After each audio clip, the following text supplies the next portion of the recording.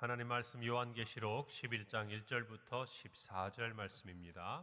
신약성경 409페이지 요한계시록 11장 1절부터 14절 말씀 제가 봉독하고 마지막 절 합독하겠습니다. 또 내게 지팡이 같은 갈대를 주며 말하기를 일어나서 하나님의 성전과 제단과 그 안에서 경배하는 자들을 측량하되 성전 바깥마당은 측량하지 말고 그냥 두라. 이것은 이방인에게 주었은즉 그들이 거룩한 성을 42달 동안 짓밟으리라. 내가 나의 두 증인에게 권세를 주리니 그들이 굵은 베옷을 입고 1260일을 예언하리라. 그들은 이 땅의 주 앞에 서 있는 두 감람나무와 두 촛대니 만일 누구든지 그들을 해하고자 하면 그들의 입에서 불이 나와서 그들의 원수를 삼켜버릴 것이요 누구든지 그들을 해하고자 하면 반드시 그와 같이 죽임을 당하리라.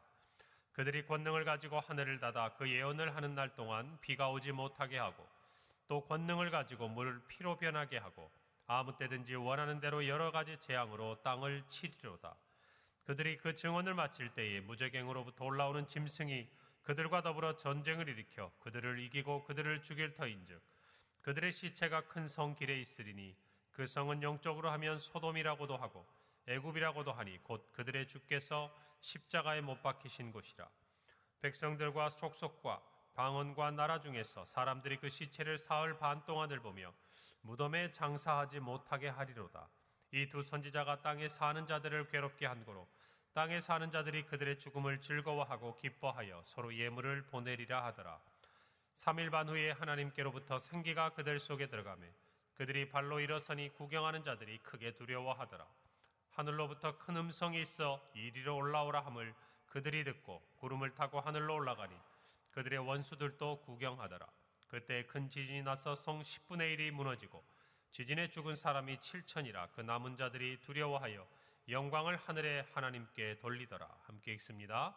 둘째 화는 지나갔으나 보라 셋째 화가 속히 이르는도다. 아멘.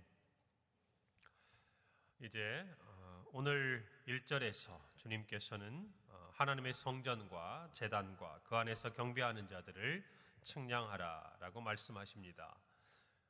이제 6번째 나팔이 울리고 7번째 나팔이 울리기 전에 이어지는 하나님의 말씀의 마지막 부분이라 할 수 있습니다. 오늘 1절에서 또 내게 지팡이 같은 갈대를 주며 말하기를 일어나서 하나님의 성전과 제단과 그 안에서 경배하는 자들을 측량하되 라고 말합니다. 측량하라 라는 말씀은 상징적인 표현이죠.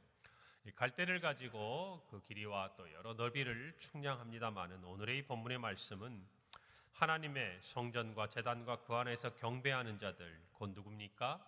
교회와 이 땅에서 하나님을 예배하는 성도들을 가리키는 말입니다. 이들이 앞으로 어떤 일을 당하게 될 것이며 또 그 결과가 어떻게 되는지 마치 측량하듯이 자세히 살펴보라는 것입니다. 왜 살펴보라는 것이겠습니까?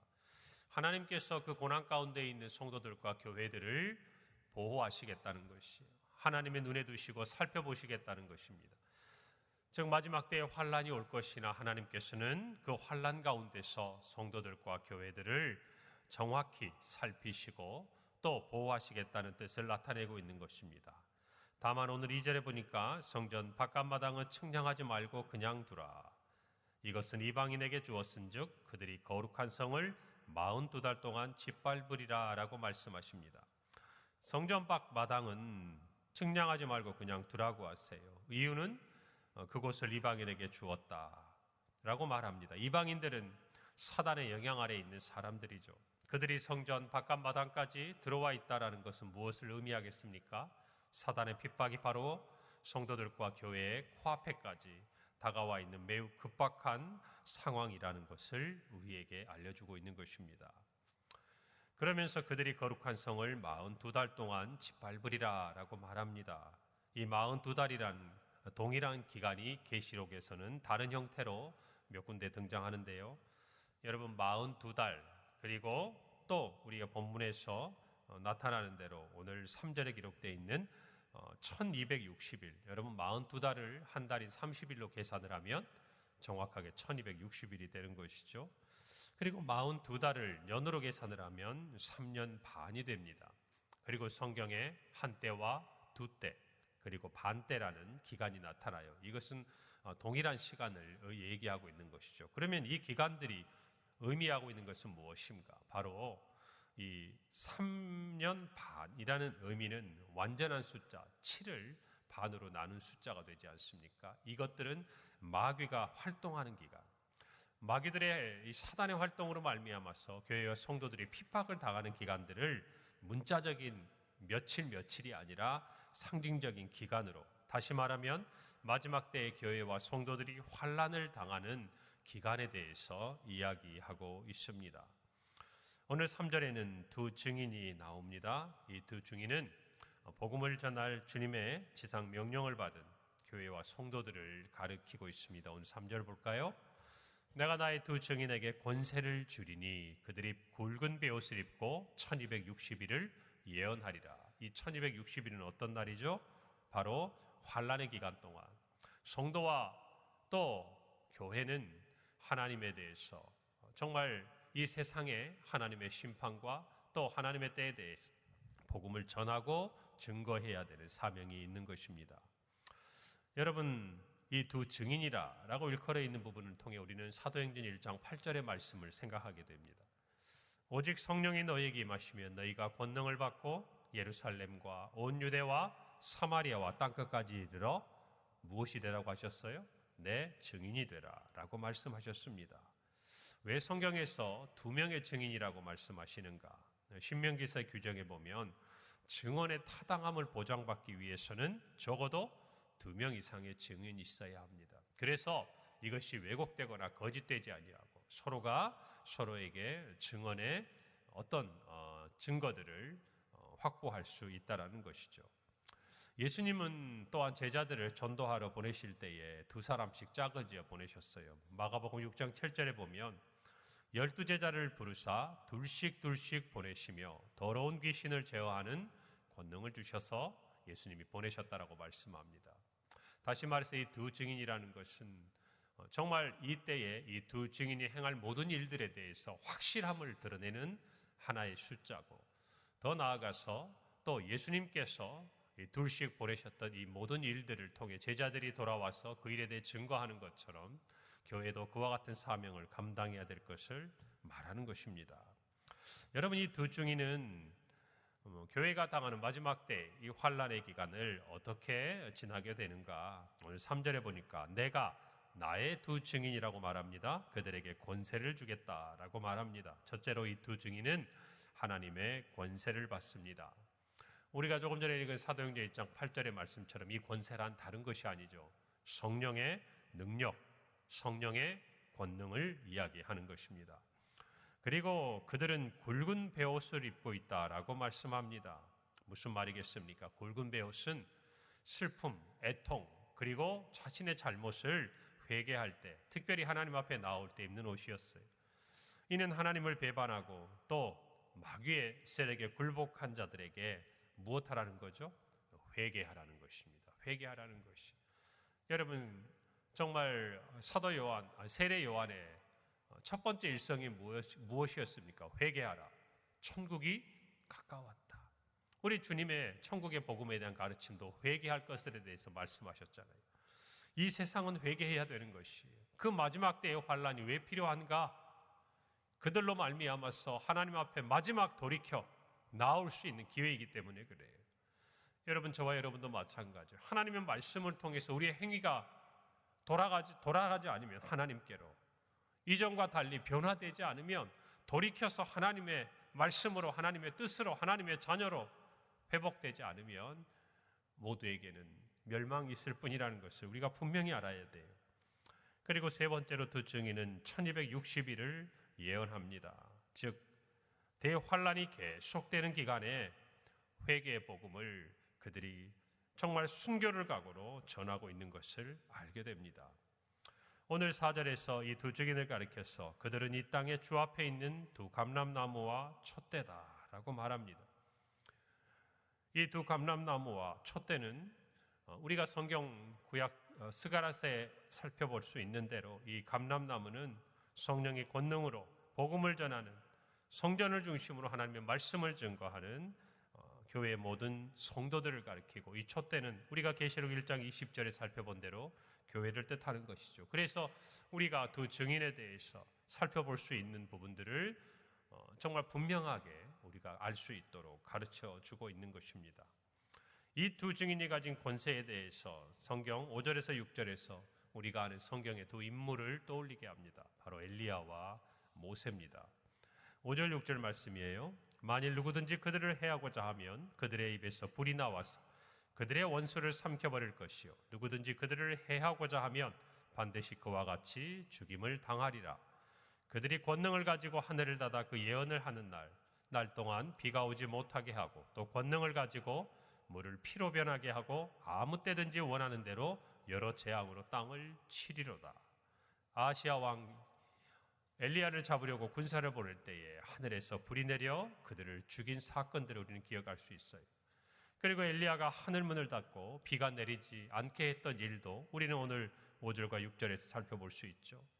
또한 모세가 나일강을 피로 변하게 한 사건, 그리고 출애굽 당시 애굽에 내린 10가지 재앙들을 우리는 떠올릴 수가 있습니다. 성령의 능력으로 마지막 때의 교회와 성도들은 세상을 향해서 그와 같은 영적인 권능을 가지고 복음을 증거하고 하나님의 마지막 심판에 대해서 증거한다라는 것이죠. 그래서 저와 여러분은 성령의 권능을 힘입어야 합니다. 우리가 복음을 전하려면 우리의 능력을 할 수 없다라는 것이에요. 마지막 때까지 돌이키지 않는 그 영혼들이 이제 그 마지막 순간에 돌이키게 하려면 우리는 다른 것이 아니라 성령이 행하시는 이와 같은 놀라운 능력을 우리 스스로가 입어서 전해야 하는 것이에요. 그래서 우리는 교회 안에 기도하는 것이에요. 성령의 기름 부어달라고, 성령의 역사가 우리 안에 임하게 해달라고, 성령의 충만함을 받게 해달라고, 우리 안에 성령의 치유함과 성령의 능력으로 나타나는 많은 일들이 일어나게 해달라고, 그래야 믿지 않는 자들로 말미암아 하나님이 살아계심을 알게 해달라고. 할렐루야. 이것이 마지막 때를 지나가는 성도들과 교회들이 성령을 사모함으로 권능을 받아 행해야 되는 이유인 것이에요. 우리의 삶의 어떤 목적을 이루기 위해서, 우리의 뜻을 이루기 위해서, 단순히 교회가 부흥하기 위해서 그런 차원이 아니라 이 마지막 때에 교회에게 주신 사명을 감당하기 위해서 저와 여러분은 성령의 능력을 힘입어야 한다, 그 말입니다. 어떻게 성령의 능력을 힘입을 수 있습니까? 말씀 안에서요, 기도 가운데서요, 복음을 전하는 가운데예요. 여러분, 성경에 보면 신약 성경에 성령이 임한 다음에 그 충만한 능력이 나타냈던 그 순간은 다른 때가 아니에요. 그들이 담대히 복음을 전하기 위해서 때로는 잡히고 옥에 갇히고, 때로는 핍박을 당하고, 때로는 병자를 만나거나 귀신 들린 자를 만났을 때 성령이 그들 안에 역사했던 거예요. 우리도 마찬가지예요.